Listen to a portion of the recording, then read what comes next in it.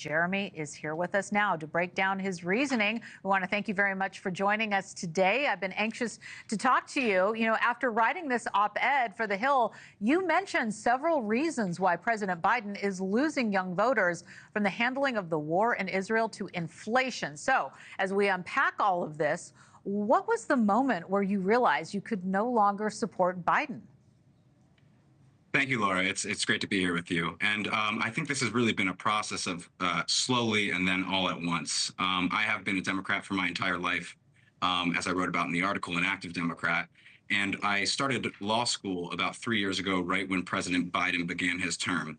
And at that time, I was as optimistic as somebody could be. I thought that the mature adults, the competent leadership had returned to the White House, and we were going to return to normal, as was promised by the campaign. And at a certain level, I think a lot of young Democrats shared my sentiment. We believed that we could essentially tune out to a degree, that things were handled. And what we realized, unfortunately, was that this presidency has been a series of crises and chaos. And it, at a certain point, was unignorable anymore. And people are talking about it.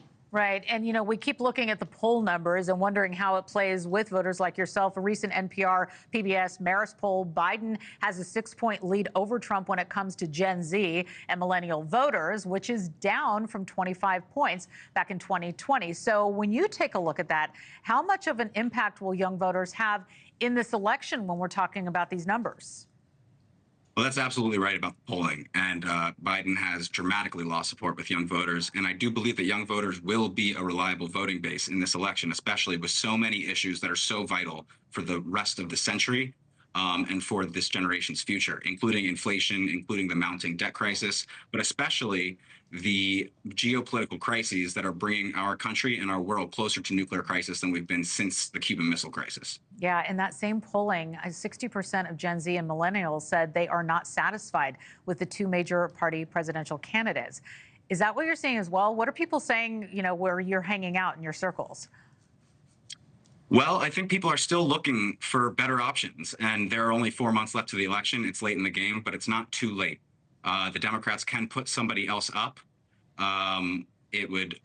Vice President Kamala Harris is polling quite similarly to President Biden, so I'm not sure if that would be the solution, but Democrats still have a chance to put a different nominee forward. And there are third-party candidates in the race, including Robert Kennedy Jr., who a lot of young supporters are getting behind. Yeah, where all eyes are on the debate. What do you see happening there? I assume that you'll be tuning in to watch. What are you expecting?